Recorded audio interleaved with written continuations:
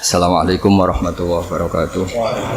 Bismillahirrahmanirrahim. Allahumma sholli wa sallim wa barik ala sayyidina Muhammadin wa ala alihi washabihi ajmain. Nama ba'du.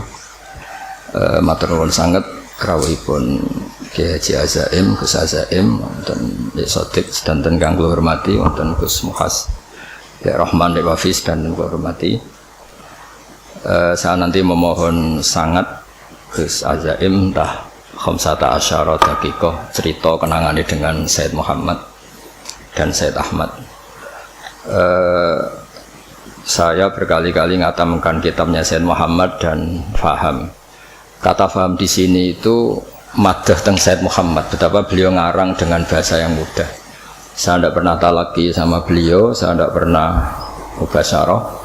Tapi karena itu dikarang dengan al-lughatil fusha dan dikarang dengan jelas, maka kita yang tidak talaki faham. Nomor kali kalau cerita madah teng keramatipun Mbah Mun, kula suwun niku niki hadiah kitab saking kula, dilihat halaman tentang keinginan Mbah Mun ini dikarang 8 tahun sebelum beliau wafat. Terus itu sakit dilihat ketika nanti cerita-cerita senengnya Mbah Mun tentang Sayyid Muhammad, halaman 17. Mun kepanggih 17.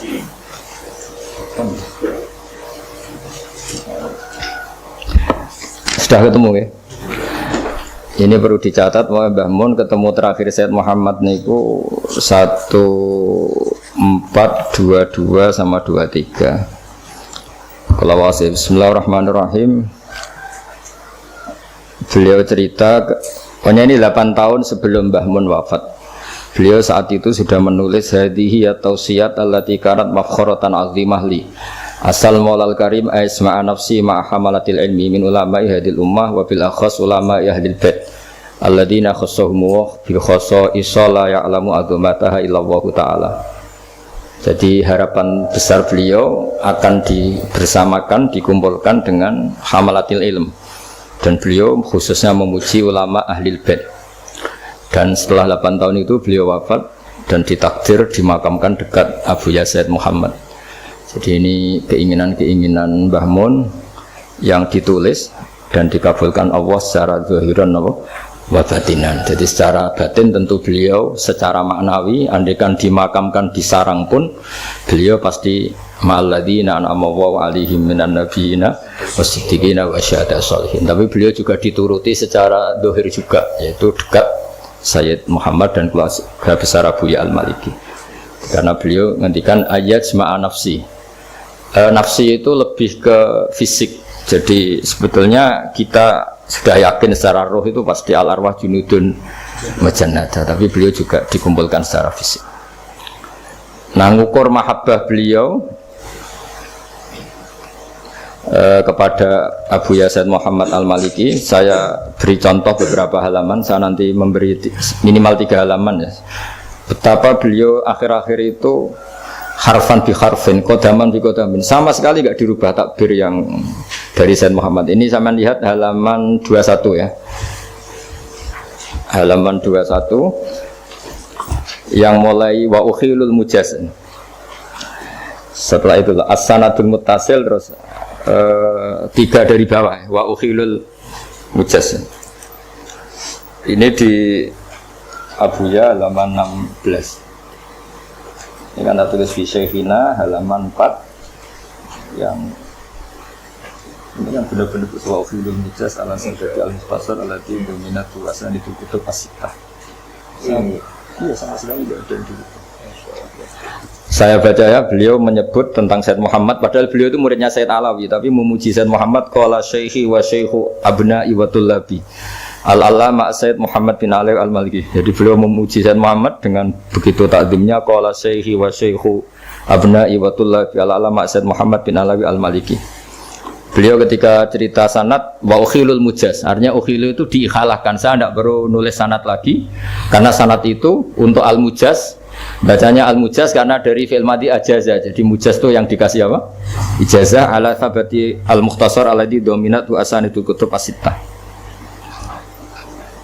Nah ini terus bisa dilihat lagi jenengan di halaman berapa itu? 22.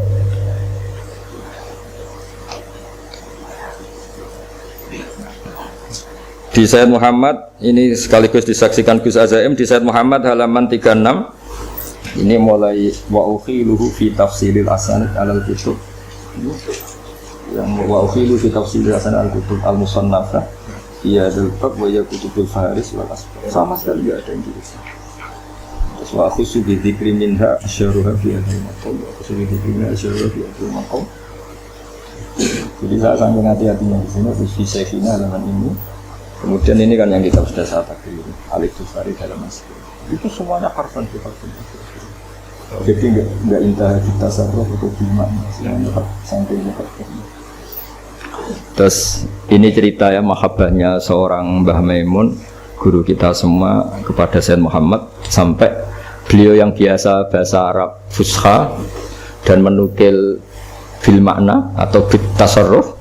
Tapi kalau sudah dengan kitabnya Sayyid Muhammad semuanya itu intaha bi hurufi, satu huruf pun enggak ada yang dirubah. Jadi ini agak unik bagi saya, ini luar biasa. Jadi ini tasarruf kita, kenangan kita. Terus yang terakhir saya kemarin belajar ad-da'watut tamah karena beliau ngendikan di Al-Iqdul Farid wa nakhtimu hadil wasiyah sampai seterusnya wa in arada ma'rifatat tariq al-khassa wal adab al-masyru'ah fa ilzam mutala' ad-da'wat at-tamah wa la yaktasiru ala sartiha bi qasdi tabarruk kama yaqulun. Jadi di antara pesannya Sayyid Muhammad enggak boleh ngaji khataman kilatan kalau di sini. Wa la yaktasiru ala sartiha bi qasdi tabarruk kama yaqulun. Walakin yaj'alu ammahu fahman wa tafhiman fatil kabarokatuha al-haqiqiyah idza taronat bil amal. Jadi beliau berpendapat nek niat ngaji nganti faham dan memahamkan orang lain. Tidak cukup iktisar ala sardiha bi qasdi tabarruk kama yaqulun. Jadi beliau termasuk kritik yang khataman tapi tidak faham. Karena itu dikritik, alhamdulillah kita yang tidak khataman yang tidak faham. Jadi ya tapi ini cerita betapa. Dan saya ini tahadus bin nikmah. Semua kitabnya Abuya dan paling tidak kebanyakan. Saya cara sinau itu tak takriri karena memang saya butuh istilahnya kalau dalam kitab misdaku dzalik. Misalnya Ahwal Mbah Mun yang sering datang ke Umarok misalnya. Ternyata di kitabnya Sayyid Muhammad di judul Imam dari Hijrah Malik bin Anas halaman 79 beliau ngendikan waqala haqqun ala kulli muslimin. Ini ada harokatnya, kalau tidak ada harokatnya tak baca haqq, atau ini ada harokatnya tak baca haqqun ala kulli muslimin aw rajulin ja'alallahu fi sadri shay'an minal ilmi wal fiqhi ayat khula ila di sultanin ya'muruhu bil khairi wa yanhahu 'anil syarri wa ya'idhuhu fa idza tasafal alim bidzalika fa huwa al fadlu alladzi la ba'dahu fadlun. Fakana yu'tabaru hadza fadlan 'aziman ulama lidha yajibu alim ayazurul umara min ajli ayakunu fi safil ulama. Fayasula tatbiqu ma ja'a fi sayyidina Muhammadin sallallahu alaihi wasallam. Terus kata beliau mengisahkan ulama dulu, laula anni atihim ma ra'aitu lin nabi sallallahu alaihi wasallam fi hadil Madinah sunnatan ma'mulan biha. Jadi barokahnya kiai-kiai dekat Umarok paling tidak ada sholat, ada masjid, ada akidah ahli sunnah apa? Jamaah. Ini saya ceritakan ke teman-teman karena yang dihafali biasanya wasarul ulama mayatuna babal Umar. Jadi supaya ilmunya dua lah. Ada yang riwayat mayatuna, ada yang riwayat mayati. Itu kalau mayati berarti mura'atul lafzi, kalau yatuna mura'atul makna. Jadi beliau jelas ngendikan artinya ketika Syekhina Kiai Maimun kerso tarbiyah kepada Umar, memang dari diantara yang didhawuhkan Sayyid Muhammad hakun ala kulli muslimin aw rajulin ja'alallahu fi sadri shay'an minal ilmi. Itu ayat khula ila di sultanin ya'muruhu bil khairi wa yanhahu 'anil syarr. Mungkin yang membedakan kita akan ngajukan proposal, tapi yang jelas itu sama-sama masuk di sultanin. Ya kalau tidak bisa persis ya niru masuknya. Tapi yang jelas itu ini untuk pembandingnya. Jadi ini termasuk khataman ketiga saya kitab Syariat wal Khalidah. Khataman kedua saya ini alami itu saja. Kemarin ada rektor UI ke sini ya tak ikut khataman Syariat. Oh ini ada jenengan. Dan ini nanti kalau mohon entah berapa menit Gus Hasaim cerita kenangan dengan Abu Hasan Muhammad. Yang jelas kita yang tidak mubasyarah, tidak talaki itu faham karena beliau mengarang dengan al-lughatil fusha dan kita nyaman. Saya tidak pernah iskal baca kitab beliau karena saya pernah baca Syariatul Khalidah Hatam, Qawaid Asasiyah, terus Malik Imami dari Hijrah, terus Fahmun Nusus, Manhajus Salaf fi Fahmin Nusus. Banyaklah kitab beliau yang saya baca dan semuanya itu nyaman, enak, jadi nggak ada masalah. Dan ini bukan madhah saya, tapi madhah betapa beliau punya keahlian manhaj yang bisa tafhim, punya kemampuan ibanah seperti abahnya punya kitab Ibanatul Ahkam. Nanti kalau suwun doa dening Nggih Mansur, monggo Gus. Pun yang ngendikan mohon. Nah gini gimana?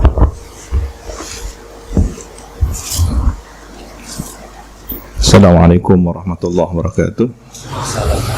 Hamidan lillah wa musallian ala rasulillah sallallahu alaihi wasallam wa ba'du. Ramai Bahauddin Nur Salim hafizahullah ta'ala, para asatidz, para sepuh, para santri hafizahumullah jami'an. Ini kesempatan baik dan di hari yang baik, insyaallah berkumpulnya kebaikan pertanda semoga dikersani Gusti Allah termasuk orang-orang yang baik. Imtithalan bi amri, saya melaksanakan permintaan. Tadi beliau juga sudah ngasih warning ya, ad-dhaif kal majid katanya. Waduh gak iso ngopo-opo iki. Betul. Nggih, nderek mawon. Kenangan kami, saya katakan kami karena ada satu angkatan yang cukup unik. Satu tuf'ah, satu gelombang tabaqat yang hidup di dua era. Peralihan antara zaman Abu Yazid Muhammad Al-Maliki dan khalifah beliau Sayyid Ahmad Al-Maliki, termasuk Gus Idrar yang kemudian dipanggil Maimun oleh Abuya. Itu ka'annahu isyarah ya, yang bakal menempati kesepuhan ya, kirangan. Dan beberapa gawakis putra-putra yai lainnya yang seangkatan kami waktu itu. Dan hari ini terbukti bahwa kami hidup di masa peralihan. Gus Idrar juga pulang di masa peralihan. Semua mengalami hal yang secara tarbiyah ruhani kami merasakan bahwa itu bukan suatu kebetulan, memang rencana by design, bahwa Lauhul Mahfuz sudah skenario-nya begitu. Subhanallah. Entah apa yang Allah mendikan dalam catatan rahasia itu, tapi kita sedang menjalaninya, peran-peran tugas kemanusiaan ini. Ingkang kaping kalih bahwa setahun bersama Abu Yazid Muhammad Maliki ini sangat mahal, jauh melampaui dunia akademik, kemudian mungkin pondok salaf yang harus memahami suatu kitab dalam kurun waktu yang ditempuh cukup lama, tapi mahal sekali. Setiap nafas beliau, setiap gerak-gerik ilmu semuanya. Apa yang kami rasakan hari ini, marojiknya yang selama setahun itu luar biasa. Termasuk yang paling menjadi kenangan ya, iskal kami selama di berbagai pondok pesantren. Kita kan di pondok salaf itu rata-rata ya zahid, kiainya sebegitu, kemudian menghindari hal-hal yang berbau materialisme dan semacamnya. Kadang kita iskal ketika Romo Yai kok punya mobil bagus kan gitu, Romo Yai kok rehab rumahnya kok wah ini. Tapi begitu melihat Abu Yazid Muhammad Al-Maliki, kejawab semua. Dan ternyata beliau sudah jawab di kitab Malik bin Anas, Imam Darul Hijrah. Jadi profil beliau ada pada Sayyid Muhammad Al-Maliki. Bagaimana kiai itu harus kaya, bukan untuk menunjukkan kesombongannya, tapi untuk menunjukkan manil ghariyul haq yang Allah berikan kepada al-abd. Jadi ketika harta yang soleh ada pada orang yang soleh, ini kan berarti kesolehan double kan begitu. Itu yang hari ini perlu menjadi jawaban. Saya sepakat dengan Gus Baha ketika kita harus mempromosikan kiai kudu sugih ini ya. Tapi yang dimaksud adalah harta yang soleh ada pada tangan orang yang soleh, kan begitu. Di mana fenomenanya ya, ketika hari ini ngapunten, dunia pesantren sudah sangat menjadi tertarik di kancah nasional, dipolitisir dengan segala kepentingan dan suaranya, maka dunia ahlul bait pondok pesantren, gus-gus ini objek yang sangat menarik untuk menjadi sasaran materialisme itu. Tetapi ketika kita sudah sugih mana, sudah kaya hati, ghinan nafsi, ini yang luar biasa. Maka kekayaan fisik ini hanyalah menjadi sarana untuk penguatan dakwah. Ini yang kedua. Jadi semua kejawab. Bagaimana pakaian beliau yang super mahal untuk ta'lim. Kemudian bagaimana keseharian beliau yang tidak dilihat orang lain, sederhana. Tetapi ketika untuk menampilkan ilmu, menghormat ilmu ahlul ilmi, parfumnya yang sangat mahal, imamah dari bahan tekstil yang terbaik, dan bagaimana cetakan kitab beliau dengan cetakan yang terbaik juga, kan begitu. Kemudian yang ketiga, sebagai ahlul ilmi, beliau mengendikan kalau Romyai Maimun Zubair ahmalatul ilmi, ini yang kita cari selama ini, keresahan batin al-fakir ilallah. Ketika mendengar hadis bahwa Rasulullah mewasiatkan pada umat ini dua, kan begitu, Alkitab wa sunnah. Di hadis yang lain, ahlul baiti itrati, ahlul baiti. Tetapi kemudian ketika Allah memberikan rizki bahwa guru kita, syekh kita ini adalah, ia juga beliau hamalatul ilmi dari Al-Quran dan As-Sunnah sekaligus itrah, ini kan sudah cukup lah. Kaya, kita punya guru semacam ini sudah super kaya sudah. Bahwa wasiat Nabi ada di depan mata, ada di pundak kita, tinggal bagaimana kita menjaga hubungan ini. Dan Abu Yang ngendikan bahwa murid yang baik ketika dia menjaga wirid gurunya, kemudian ilmu gurunya, ini adalah wafa, kesetiaan. Jadi setia itu bukan hanya sebentar-sebentar sowan, sebentar-sebentar kadang-kadang ya malah ngeroti guru nih, kan gitu. Ya ini. Bukan itu, tetapi ketika kita di tempat yang berbeda dengan tugas yang ditempatkan oleh guru kita, masih ada ittisal ruhani bil awrat wal adhkar, kemudian biluzumil kutub, taklifat beliau. Ini adalah wafa dalam makna yang sesungguhnya, karena beliau tidak ingin hanya sebatas fisik, sampai akhir hayat gak betul-betul ke pondok, kan enggak. Tapi kan intisyarul ilmi itu kan tersebarnya murid yang merupakan anak, tidak hanya secara fisik, tapi kemudian ada ideologi yang lebih penting. Ketika ini adalah intisabnya bil ilm, ini yang akan melahirkan generasi yang diharapkan masuk dalam khairul ummah yang dibanggakan oleh baginda Nabi Muhammad SAW. Saya kemudian mengamini dawuhnya Mbah Mun bahwa ada tiyakunu ahlul minadiril wujud, ini kita rasakan betul luar biasa, kumpul dalam satu. Nah, kemudian ujian yang perlu dihadapi itu adalah ketika intikal syekh minasyekh, dan itu kita rasakan bagaimana karisma, haibah, syuhra yang ada pada Sayyidil Wahid Abu Yasir Muhammad. Lalu kita harus belajar dari nol pada khalifah beliau Sayyid Ahmad Al-Maliki. Si noto tidak mau daras sampai sekian lama, sampai ada isyarah, baru kemudian daras. Kemudian dari tahapan yang paling awal, setiap mau taklim syarat. Sekarang tanpa seratan langsung waridat mu'alir. Kita diajari 6 tahun bagaimana beliau di 6 tahun pertama itu luar biasa.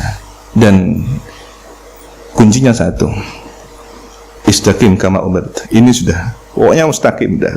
Orang mau bahas apa, mau komentar bagaimana, jalan saya di sini, tugas saya di sini, wis kenceng. Jadi kalau ada istilah anjing menggonggong kafilah berlalu, is bener ya guys. Jano jangan wis menggonggong kan. Kita harus jadi kafilah yang menjadi musafir yang sampai ke tujuan. Kalau tidak, kita akan tolah-toleh dan tidak pernah sampai kepada tujuan. Nah, hari ini gonggongan itu tidak hanya suara, tapi tweet, komen, tulisan status, diunggah dan semacamnya. Nah, ini yang mungkin kita pahami dalam medan pertempuran yang berbeda. Jadi jihad hari ini justru adalah ketika hujjah bil hujjah, kemudian alkitab bil kitab, tidak hanya akal dan apa yang keluar dari akal itu sendiri, karena akal ini khidmah untuk alkitab. Nah, ini yang kita hadapi hari ini. Kemudian dari Abu Yazid Ahmad Al-Maliki ini kami diajarkan bagaimana setia dengan apa yang telah digariskan oleh atau diwasiatkan oleh guru, karena setiap murid itu sudah terbaca di sini. Ini yang Al-Fakir Allah fahami ketika Kanjeng Nabi itu disebut oleh diri beliau sendiri, ana al-labinah, kan begitu, saya labinah. Napa istilah itu? Terus itu yang beri foto ya. Dan dalam kenyataannya ketika rehab Ka'bah yang kemudian jadi rujukan referensinya Qabail itu, Ru'asaul Qabail yang nyaris berpecah belah, nyaris sudah tawuran, tapi yang kemudian menjadi solusi siapa? Tanpa rekayasa, orang yang pertama kali masuk Masjidil Haram adalah Kanjeng Nabi, langsung hadzal amin, raditu. Karena begitu semua pada teriak, saya rela kalau ini yang jadi penentu. Dan cerdasnya Kanjeng Nabi luar biasa. Selendang diambil dari mereka atau dari Nabi, kemudian ditebarkan, masing-masing Ru'asaul Qabail memegang, ikut andil, merasakan ikut andil semua. Lalu Hajar Aswad itu diletakkan di tengah-tengah. Begitu sudah akan digeser untuk diletakkan ke tempat asalnya, siapa penentunya? Kan tidak mungkin hanya satu orang, tangan yang mulia. Beliau adalah Hajar Aswad yang secara maknawi. Jadi Hajar Aswad yang sesungguhnya adalah simbol Nabi yang dulu adalah yakut abyad, bal abyad minal laban, kan gitu. Tetapi karena dosanya manusia kemudian terserap menjadi hitam. Ka'anhu isyarah bahwa syafa'atul udma nanti adalah Kanjeng Nabi yang akan menyerap ahlul kabair min hadhil ummah. Ini isyarah yang luar biasa. Maka ketika al ulama warathatul anbiya harus punya karakter al-labinah ini. Batu bata. Jadi kita jadi bata. Kalau enggak jadi batanya, sekian atom dari satuan massa molekul yang ada di bata itu. Istilahnya kolektif lah. Kalau kita enggak bisa jadi satu bata itu, ya monggo urun rembuk, ya istilahnya sama-sama memikul beban yang sama. Bagaimana amanah ini bisa dilaksanakan bersama-sama. Ini yang hari ini kita sangat miskin, sangat kering. Bagaimana dulu para sepuh kita ada musyawarah, ada urun rembuk, ada silatul arham, ada sering diskusi dan seterusnya. Hari ini seolah-olah kita hanya dipertemukan oleh para buzzer dengan segala kepentingannya, yang tidak pernah duduk satu majelis tiba-tiba gandengan di YouTube atau di FB kayak kita debat padahal nggak pernah debat, kan gitu. Ini yang kita rasakan hari ini. Kapan silaturahimnya? Ya mudah-mudahan berkah al-wafa' ma'al kutub ma' sahibul kutub alif kutub. Ini yang kita harapkan berkahnya. Dan paling akhir, saya beberapa waktu yang lalu kemarin sowan kepada duriahnya Mbah Ridwan yang ngerancang lambang NU. Nah niku ndawe bahwa sosok Mbah Yai As'ad di zaman ini ya Mbah Mun, kan gitu. Kalau tadi kemudian saya merasakan bahwa Gusbah ini melani syekhnya, kan gitu ya. Orang pada ngendikan, wah ini kok kiai datang umarok ya apa sih? Itu yang kami rasakan. Mbah Yai As'ad itu kok kemudian datang ketemu dan orang. Beliau jawab, saya kalau bukan urusan perjuangan saya tidak akan datang. Biar mereka yang datang kepada saya. Tapi kalau demi NU, karena perjuangan beliau tutupi dengan bahasa NU, enggak seperti orang sekarang syirik-syirik Allahu Akbar, kok melani Islam ngono. Ini kalau orang katanya Mbah Mun ya, ini wong iku alim, sufi, orang bakalan sulah tak mengikuti Nabi. Dia akan mengedepankan, tidak akan persis langsung bawa Nabi atau simbol Nabi, enggak. Tapi akan ada di belakangnya. Itulah rahasia Nahdlatul Ulama, kenapa dotnya pas ngelingkari bumi kan gitu ya. Nabi kan yang dahulu, ana afsahu man nataqa bid-dhat. Jadi Kanjeng Nabi sudah, jangan yang lainnya. Al ulamanya di sebelahnya, Nahdlahnya di sebelahnya, tapi dotnya tengah-tengah. Itu adab. Maka orang berjuang di NU itu ojo ngendelno ilmu ini, ojo ngendelno strategi dan harta serta popularitas, tapi akhlak. Ini yang akan diterima oleh para masyayikh kita. Ini akan membuat bangga muassis jamiah kita. Kemudian apa dawuhnya Dzurriyah Mbah Ridwan itu? Ya tadi ketika simbol sosok Mbah As'ad itu ada pada Mbah Mun, ya. Mbah As'ad begitu. Ketika datang ke menteri siapa zaman Orba waktu itu dengan segala situasinya, sampai ada rumusan khitoh dan penerimaan asas tunggal Pancasila, itu kan luar biasa. Ternyata jawaban beliau, dong kalau masuk ke rumahnya Umarok jangan pakai kaki kanan katanya, pakai kaki kiri. Saya mikir, ya Allah, iya. Yang ngono tak tambahin. Allahumma inna a'udzubika minal khubuthi wal khaba'ith. Sing paham wis, jangan paham, sing enggak paham wis. Nah ini kan kecerdasan di atas rata-rata. Iya kan? Jadi selamat, zahirnya selamat, batinnya selamat. Ditutupin dot. Nah, ditutupin dot itu tadi. Moga-moga kita termasuk orang-orang yang selamat. Ngapunten niki saged kula sampeyan. Itulah kenangan. Ternyata semua terjawab seiring waktu. Apa yang kita iskal, jangan sampai su'ul adab kepada guru kita, orang-orang yang saleh, orang-orang yang ahlul ilmi, hamalatul ilmi. Jangan-jangan hanya persoalan waktu. Turung ya, kan gitu. Jawabannya nanti. Dan itu terjadi yang kami rasakan. Yang kami rasakan begitu. Paling akhir ketika ada seorang non-muslim menyerahkan hasil uang judi ke Mbah As'ad, ya ini terima kasih ya gitu. Ternyata kemarin dia itu waktu minta nomeran, waktu itu kan ada istilahnya SDSB atau apa? Togel nggak lagi istilah lagi, SDSB forecast. Ya, nah Mbah As'ad marah. Wah, minta nomeran sama Kiai. Oh, marah sudah. Ternyata marahnya Mbah As'ad itu ada hitung-hitungannya. Tadi nomeran. Iya. Jadi hati-hati kalau Gus Baha itu ceramah, yang nempo itu macam-macam kan gitu ya. Kalau sing nempo nggih santri, alhamdulillah aman ini. Tapi kalau tukang togel ini, opo ini? Dihitung. Nah itu nomor plat nomornya ya itu dihitung. Nah ini dasar memang sudah orientasinya nomor ya. Togel ini SDSB forecast. Jadi marahnya Mbak As'ad dikasih. Dan besoknya langsung dapat banyak. Bagi-bagi lah gitu. Ini persentase untuk Yai kan gitu. Anehnya kan gitu. Saksinya itu kan Yai Basori. Yai Basori sering sana tiap minggu, tiap bulan sana. Ada tugas ngajar tajwid dan Quran. Ini jelas tukang judi ya. Non muslim lagi kan. Kok daunnya Mbak San? Sahabat pesenan bisa suruh taruh di meja. Undur, suruh undur mulai nih, mulai. Tapi uangnya taruh.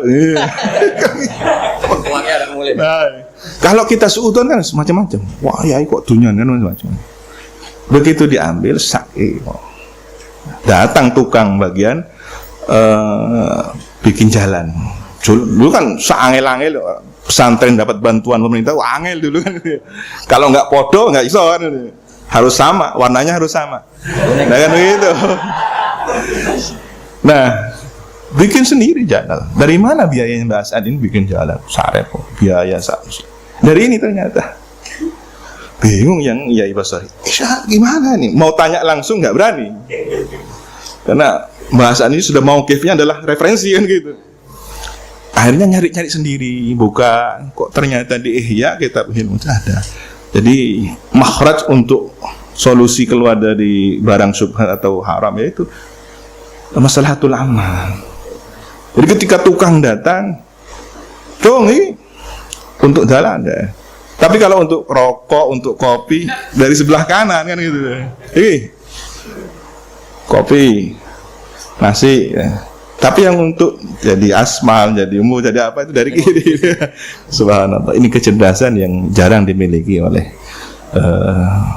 orang-orang yang hidup di zaman ini, orang-orang wara yang kemudian dibimbing oleh Allah Subhanahu wa taala. Ya mudah-mudahan kita ada di jalur beliau, bersama beliau, sehingga apa yang kita doakan tiap hari, ihdinas siratal mustaqim, siratal ladzina an'amta 'alaihim. Ya ini para nabi kita enggak nututi, syuhada was tinggi syuhada ya.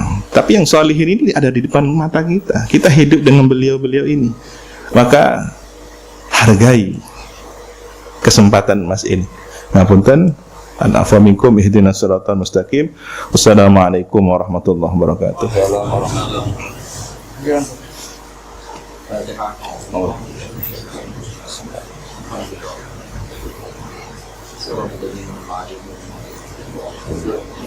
Bismillahirrahmanirrahim. Alhamdulillahirabbil alamin. Wassalatu wassalamu ala asyrofil mursalin sayyidina Maulana Muhammadin alhamdulillahil alamin.